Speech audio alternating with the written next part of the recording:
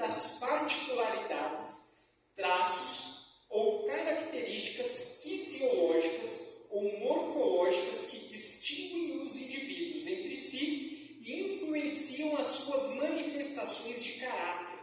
É resultante funcional direta da constituição individual que determina a reação afetiva global perante os estímulos e as carências vitais. Então, eu até destaquei aí em negrito, né, que temperamentos são particularidades, né, que nós possuímos, são traços que nós temos que definem as nossas características e nos distinguem como indivíduos, né? Então, as pessoas, por exemplo, me conhecem porque eu sou uma pessoa falante, comunicativa, uma pessoa que geralmente falo alto, né? Muitas vezes bem-humorado. Então, aqui eu coloquei algumas boas características, ou outras nem tantas, né? Mas que cada um tem aí um conjunto de características, de particularidades que definem, né, e ajudam a distinguir quem você é, né? Então, essas particularidades que nós possuímos, elas influenciam nas nossas manifestações de caráter, ok? Então, essa é uma das definições que nós temos aí de temperamento.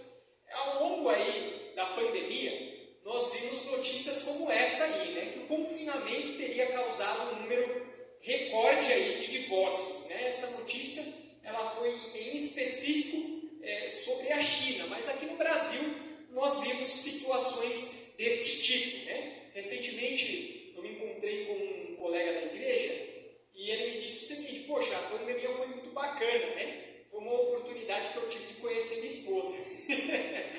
Um bom tempo casado e eu não conhecia vários dos seus traços, né, e particularidades e etc. Então, o fato é que nós, como seres humanos, nós temos um desafio, né? O desafio de nutrir bons relacionamentos. Porque veja que as nossas maiores alegrias e também as nossas maiores frustrações geralmente estão aí relacionadas com pessoas, né? As pessoas ficam depressivas muitas vezes por causa de relacionamento com pessoas, as pessoas ficam angustiadas, as pessoas têm alegria, as pessoas sentem felicidade, tudo aí baseado nos seus relacionamentos. Mas quais que são as dificuldades que nós temos em nos relacionar? São justamente as pessoas, né?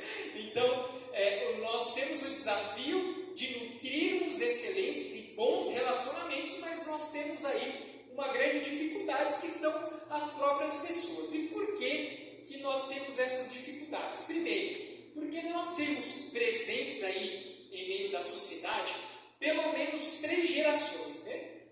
As pessoas aí do ramo comportamental e de psicologia gostam de dar alguns nomes específicos, né? E falam que existem pelo menos 3 gerações. A geração X, né? Que é a geração aí do pessoal que já é um pouquinho mais experiente, que já tem uma quilometragem de vida um pouquinho mais adiantada, né? Muitas pessoas aí que pegaram conflitos em nosso país, que pegaram ditadura, pessoas que pegaram uma transição tecnológica muito grande, né? Pessoas que viveram aí conflitos políticos, etc. Né? Galera aí que está inserida e enquadrada na geração X. Mas nós também temos a geração Y, né? Que é a galera que não é tão velha assim e também já não é mais tão jovem, né? Como é o meu caso, né? E aí nós temos, por exemplo, a geração Z, né? Que é essa nova geração aí tecnológica, né? A criança que já nasce no útero da mãe, já com o celular na mão, mal sabe ler e escrever, mas já sabe mexer com tecnologia, geração Z, né? E aí, quando a gente junta tudo isso, nós temos pessoas de temperamentos diferentes, de idades diferentes, de educação completamente diferente, criação diferente, né? E muitas pessoas que muitas vezes gostam de mandar e poucas pessoas que gostam de servir, e nós temos essa realidade inclusive dentro da igreja, né? Eu fui criado, por exemplo, desde criança em berço cristão, né, e adventista. Eu tive esse exemplo, a minha criação em relação a algumas coisas, né? Na minha época, quando eu era criança, não podia se conversar no culto, né? Na minha época, eu lembro que quando eu sentava para assistir o sermão, né? E eu tentava deitar a cabeça assim no ombro da minha mãe me dava uma ombrada, assim, porque era um lugar que tinha que se prestar atenção, tinha que ficar quieto, né? Não se tinha celular na minha época, mas eu lembro que minha mãe permitia, né, que durante o culto eu fizesse desenhos. Ela deixava eu ficar assistindo o culto desenhando, desde que, ao final do culto, ela me perguntasse e eu tinha que explicar tudo o que eu tinha entendido do sermão, né? Então, criação, questão de criação. Na minha criação, por exemplo, aqui eu estou falando em relação à adoração, né, em relação à igreja. Jamais mascar um chiclete dentro da igreja, né? A minha criação. Hoje eu vejo que isso é muito comum, né? Tem pessoas que acham isso uma tremenda falta de reverência, outras pessoas não acham, mas eu estou falando aqui de questão de criação. Então eu tenho meu temperamento, eu tenho minha idade, eu fui criado de uma forma, e aí, assim como eu, tem pessoas que pensam completamente diferente dentro da igreja. E aí quando você junta isso tudo, né, às vezes dá aí um cenário como esse da imagem que eu coloquei, né? Um conflito, né? Um debate, né?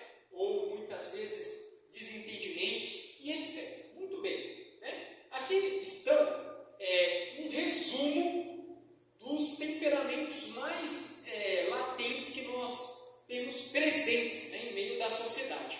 Nós temos aí o tipo sanguíneo, ok? Nós temos o tipo colérico, nós temos o melancólico e nós temos também o fleumático, ok? E olha só algumas das qualidades e dos defeitos aqui do sanguíneo. Quem é do tipo de temperamento sanguíneo, por exemplo, ele tem como qualidades ser uma pessoa que é boa companheira, uma pessoa que é compreensiva, comunicativa, uma pessoa que se destaca muito bem, simpática, entusiasta, afável, crédulo, né? Crê com facilidade. Mas os sanguíneos, eles também possuem defeitos, né? Como, por exemplo, eles são pusilânimes, né? Agem aí muito aí pela impulsividade, né? Muitas vezes são indisciplinados, são o tipo de pessoas que, do nada, né? Se matriculam na academia e falam que vão estar presente o ano inteiro lá, e aí só a primeira semana, então não pisa mais, né? Muitas vezes é uma característica, né, de defeito aqui do sanguíneo. São volúveis, né, mudam com facilidade, impulsivos, como eu disse.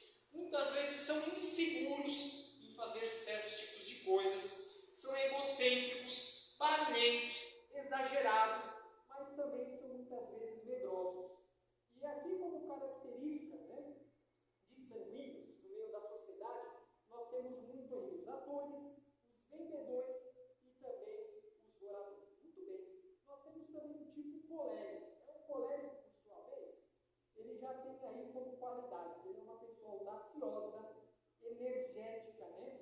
Uma pessoa mais independente, uma pessoa otimista, né, em relação à sua visão de mundo, muito prática, eficiente, muito decidida e é líder também por natureza, né?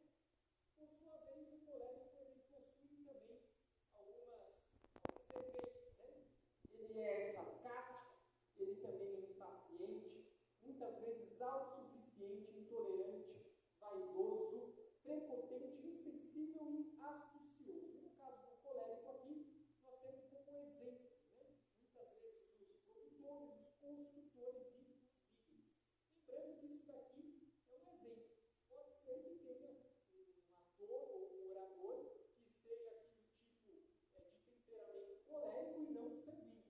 Okay? Nós temos aqui apenas alguns exemplos de pessoas que geralmente se destacam no meio da sociedade e possuem esse tipo de temperamento. Muito bem. Nós temos também o melancólico. O melancólico, ele é uma pessoa leal, é uma pessoa sensível, idealista, minuciosa, sionista, habilidosa, uma pessoa dedicada, mas também muitas vezes é egoísta, amuado, pessimista, teórico, confuso, crítico, vingativo,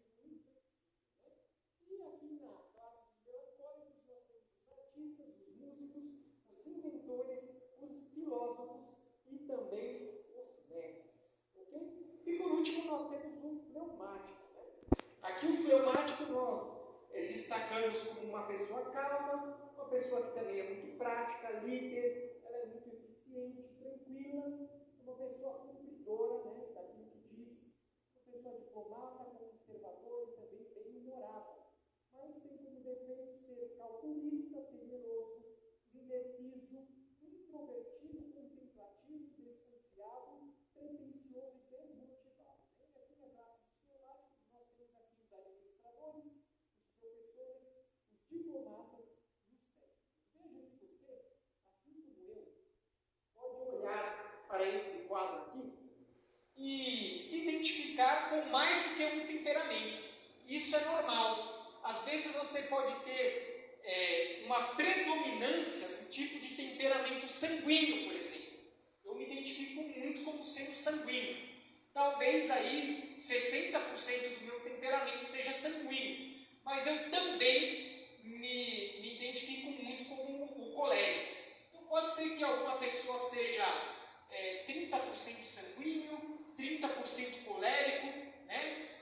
20% melancólico e 20% fleumático. Pode ser que uma pessoa seja 90% sanguíneo e 10% fleumático, e assim sucessivamente. Não obrigatoriamente você tem apenas um tipo de temperamento, mas com certeza você tem predominância em algum tipo de temperamento, ok? Então, existe temperamento bom ou ruim, né? Eu li esse livro aí, chamado Temperamentos Transformados, né? E pela conclusão do autor aqui, ele diz que primeiro, né, nós não podemos se colocar no patamar de analisar o tipo de temperamento de uma pessoa, a não ser que isso melhore o meu relacionamento com ela, né? E aí, por exemplo, eu vou aqui dar um exemplo aqui para vocês disso que eu estou falando, né? De repente, a igreja me elege como um ancião, né? Eu sou ancião atualmente, eu estou como ancião. E aí alguém faz o seguinte comentário: poxa, não é legal colocar o Tiago como ancião, porque ele é um tipo de temperamento sanguíneo, ele é uma pessoa que desiste com facilidade, ele não vai terminar no cargo até o final do ano. Então, o autor ele diz assim: olha, nesse tipo de situação, não é bacana a gente tentar identificar o temperamento das pessoas, a não ser que eu tente identificar o temperamento dela para que eu possa me relacionar melhor com ela, ok? Então eu vou tentar identificar o temperamento de alguém para que eu consiga me relacionar melhor com ela. Isso. Ele diz que podemos ter percentuais de mais do que um temperamento, como eu disse, e ele diz que não existe temperamento bom ou ruim. O que ele diz é que existem temperamentos que não foram transformados por Jesus. Bom, nós temos aí pouquíssimo tempo e eu gostaria de falar algumas características a respeito de Pedro, ok? Pedro que ele tem aí como predominância o tipo de temperamento sanguíneo. Então eu gostaria de falar aí sobre Pedro nos 9 minutos que nos restam, né? Então falando sobre Pedro na Bíblia, Pedro ele era alguém impulsivo, ele era alguém egoísta, ele era alguém interesseiro, falante, fanfarrão, né? Ele era inconstante, mas Pedro ele foi quem foi, que nós conhecemos na Bíblia, e nós vamos dar alguns exemplos disso. Por exemplo, as palavras na Bíblia, né, introdutórias como então disse Pedro, ela possui a soma total de mais falas do que todos os discípulos juntos. Então nós temos isso com muita constância na Bíblia, de palavras introdutórias dizendo assim, então disse Pedro, mais do que qualquer outro discípulo, porque Pedro ele falava muito, né? Mateus 4, verso 20, fala que Pedro ele era alguém impossível. Diz que ele deixou absolutamente tudo para que ele pudesse seguir a quem? Seguir a Jesus. Ele era alguém impossível, uma característica aqui do sanguíneo. Pedro também ele era um pouquinho sem noção, né? Há quem diga que Jesus só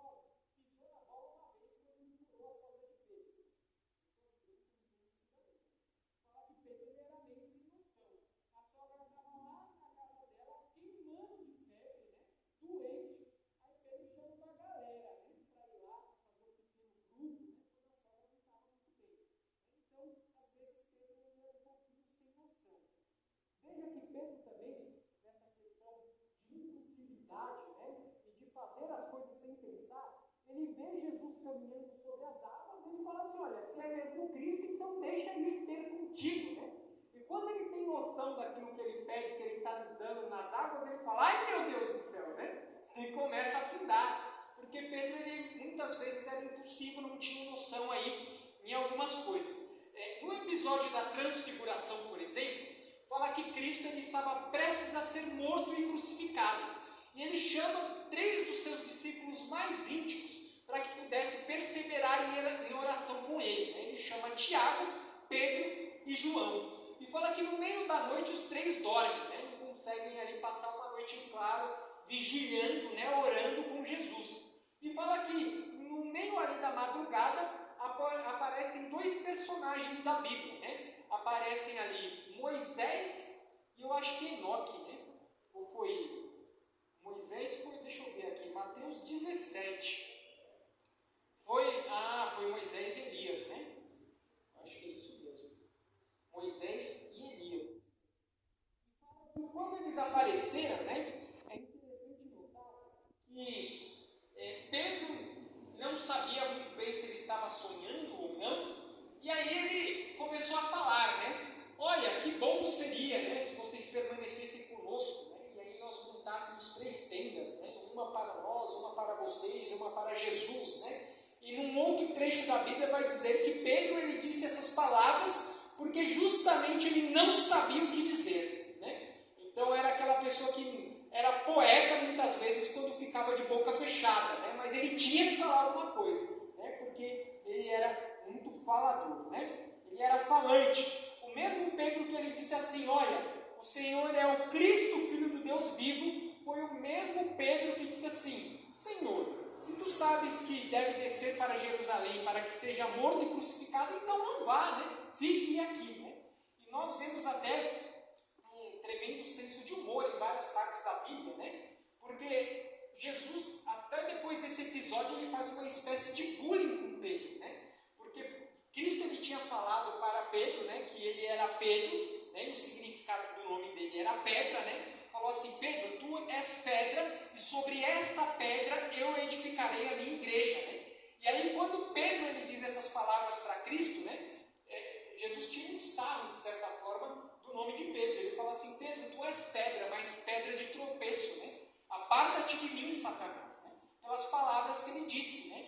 Que Jesus não deveria ir para Jerusalém para ser morto e crucificado. Pedro também ele era um pouco interesseiro, né? No episódio do jovem rico, né? Jesus ele tinha dito, olha, jovem rico, dê tudo que você tem aos pobres e segue-me, né? E aí Pedro depois foi até Jesus e disse assim, Senhor, e nós, né? Que tudo deixamos para seguir, né? Então Pedro, de certa forma, ele tinha um pouco de interesse, né? Mas, de certa forma, nós vemos também um Pedro transformado na Bíblia.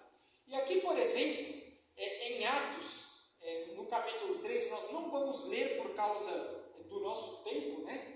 Nós vamos ver que Pedro ele se depara ali com um homem que estava coxo, né? Precisando ali de recursos, e Pedro ele fala assim, olha, não tenho prata, não tenho ouro, mas aquilo que eu tenho eu te dou, né? Então levanta-se, pega a tua cama e anda, né? Então nós vemos aqui que Pedro ele era uma pessoa interesseira, era uma pessoa faladora, era uma pessoa fanfarrona, né? Que dizia que era corajoso, mas era uma pessoa medrosa. Vemos isso quando ele disse assim, Senhor, eu jamais te abandonarei, né? E aí lá no episódio em que Cristo é perseguido, né, ele nega Jesus 3 vezes, né? Com medo aqui de alguma consequência por sua vida. Este Pedro, quando foi transformado através da sua fala, que era alguém que falava bastante, poucas pessoas nós vemos aí como exemplos, né, que em um sermão, né, provocou aqui a conversão através do poder da atuação do Espírito Santo de quase 3.000 pessoas, né?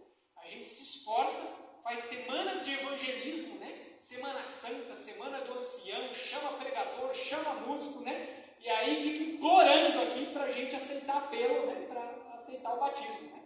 Pedro, em um sermão, foram quase 3.000 pessoas, né? E às vezes a PL inteira, né, em um ano não batiza 3.000 pessoas. Então a ver o que é um Pedro, por exemplo, transformado, né?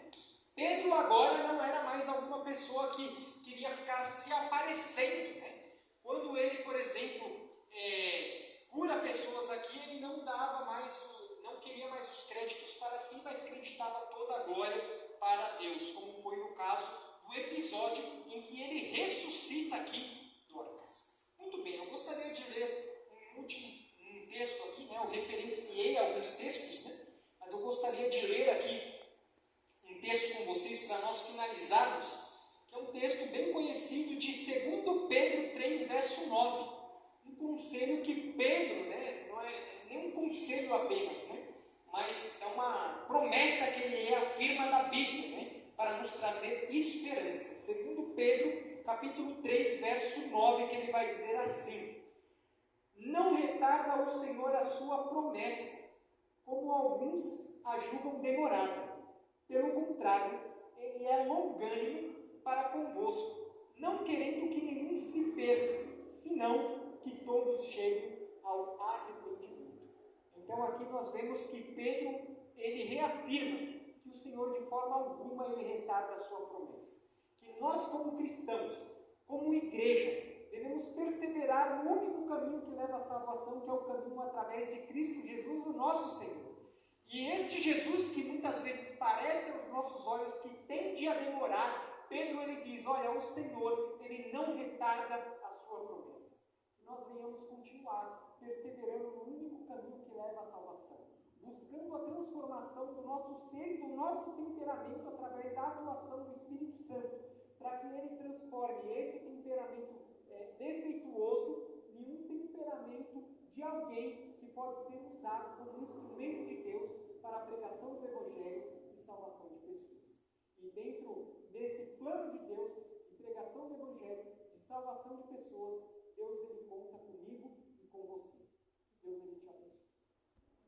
Assim como nós estamos, vamos fazer uma oração para nós finalizarmos o culto dessa noite. Querido Pai, nós agradecemos ao Senhor pela dádiva da vida, pela bênção do nosso temperamento, mas um temperamento, ó Deus, que necessita ser transformado pelo Senhor.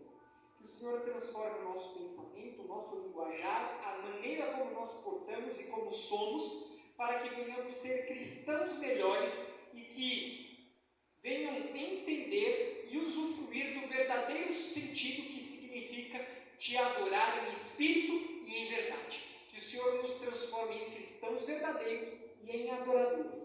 Tudo isso que nós pedimos e agradecemos em teu nome.